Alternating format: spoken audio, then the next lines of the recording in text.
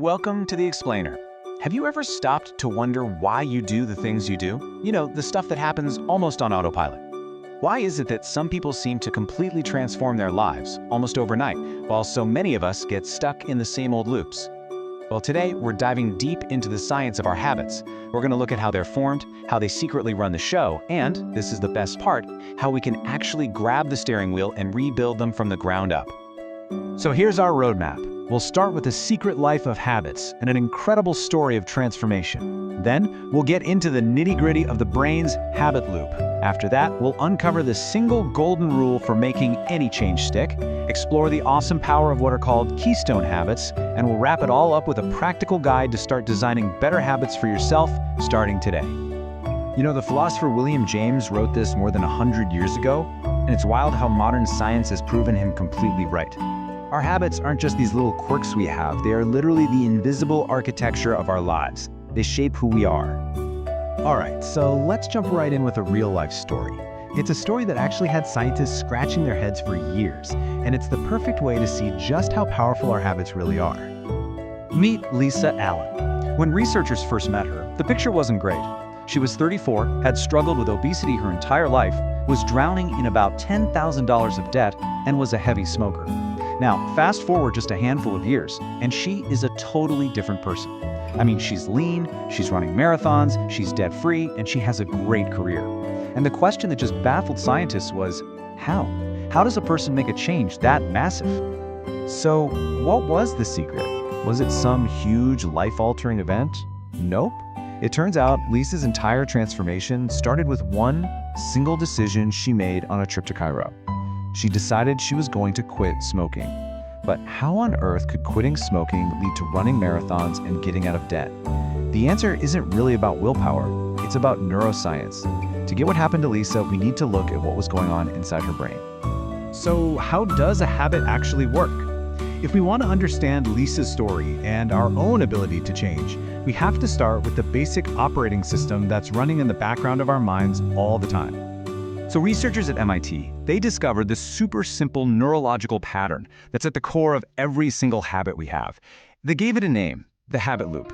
Basically, it's a three-step process our brain runs over and over again, and it's so good at its job that it lets us do really complex things without even thinking about them. Here's how it breaks down. First, you've got the cue. That's the trigger that tells your brain, hey, let's go into autopilot and run this program. It could be a time of day, a place, an emotion, whatever.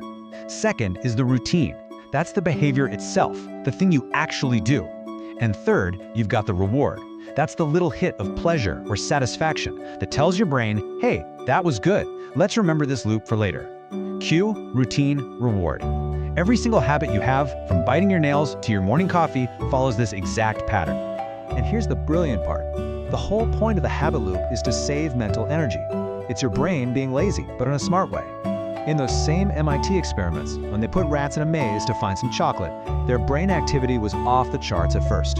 But as soon as they learned the maze, their mental activity just plummeted. Their conscious brain could basically check out because a part called the basal ganglia took over and automated the whole thing. Our brains are always trying to do this, to turn routines into habits to free up space to think about other things. Okay, that all makes sense for making habits. But what about breaking bad ones? I mean, if they're so deeply wired and automatic, how can you possibly change them? Well, this brings us to what might be the single most important rule in the entire science of habits. Your first instinct might be to just try and crush a bad habit with pure willpower, right? To just stop doing it. But the problem is, those neural pathways are already carved into your brain. You can't just delete them. The real secret isn't to fight the old habit, it's to hijack it. And here's the formula. It's called the golden rule of habit change, and it's so simple, it's kind of amazing. You keep the old cue, and you deliver the same reward your brain is craving, but you consciously swap out the routine. So let's say your cue is boredom at 3 p.m., and the reward you want is a little distraction. Instead of the routine of walking to the vending machine, you change it to walking over to a coworker's desk for a 5-minute chat. Same cue, same reward, brand new routine. Okay, now this is where things get really, really cool. It turns out that not all habits are created equal. Some habits are special. They act like catalysts that set off a huge chain reaction of positive change throughout your entire life. These are called keystone habits. Think of them as the small wins that create a structure for other good things to happen. They create a sort of ripple effect, helping other good habits grow almost effortlessly. They're the first domino that knocks down all the others. And you've totally seen this in action, right? When people start exercising regularly, what happens? Suddenly, they start eating better. They become more productive at work. They feel less stressed. Or think about Lisa Allen. Keeping a food journal was a keystone habit that led to all sorts of other positive changes. These small routines build a new identity and make other changes feel totally possible. And this doesn't just work for people, it works for huge organizations too. When a guy named Paul O'Neill became the CEO of the manufacturing giant Alcoa, he stood up in front of investors and didn't talk about profits. He talked about one thing: worker safety.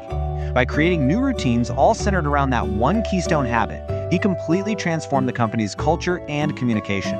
And the result? Alcoa became one of the safest and most profitable companies on the planet. But to change any habit, you need some fuel in the tank. And that fuel is willpower. But here's the thing researchers have discovered: willpower isn't endless. In these famous studies, they had students resist eating fresh-baked cookies and eat radishes instead. Afterward, those students gave up way faster on a tricky puzzle than the students who got to eat the cookies. Your willpower is like a muscle, or maybe more like your phone's battery. It gets drained throughout the day. So we have the theory, right? We've got the habit loop, the golden rule, these powerful keystone habits. Now for the most important part. How do we actually put all this into practice? This last section is your science-backed playbook for building habits that actually stick around. First things first, let's get our timeline straight. You've probably heard that myth that it takes 21 days to form a habit. Well, a huge study found that the median time, so the middle of the pack, is actually closer to 66 days. And for some people and some habits, it can take way longer. The point isn't speed, it is all about consistency. So how do we stack the deck in our favor? The data points to a few incredibly powerful tricks. For instance, just scheduling a specific time for your new habit makes you over 3 times more likely to actually do it. Tying a new habit to one you already have boosts your success rate by over 60%. And starting ridiculously small, that makes you almost 3 times as likely to keep it up for the long haul. So here's your action plan. Number 1, start tiny. I mean, so small it feels silly. Don't aim for a 30-minute workout. Start with one single push-up. 2, stack your habits. Piggyback the new habit onto something you already do without thinking. Like, after I pour my morning coffee, I'll meditate for 1 minute. 3, design your environment. Make the good cues impossible to miss and the bad cues invisible. Put your running shoes by the door. Hide the junk food. And 4, track your process, not the results. Just focus on not breaking the chain. Celebrate showing up. And this really is the big takeaway. The way our habits work might be automatic, but it's not our destiny. As soon as you can see the loops that are running your life, you get the power to step in and start rewriting the code. With this knowledge comes this incredible freedom, and yeah, the responsibility to actually build the life you want. So I'm going to leave you with this one question to think about. If you could pick just one habit to work on, one keystone habit, starting right now, which one would be the first domino that would knock over all the others and create the biggest positive change in your life?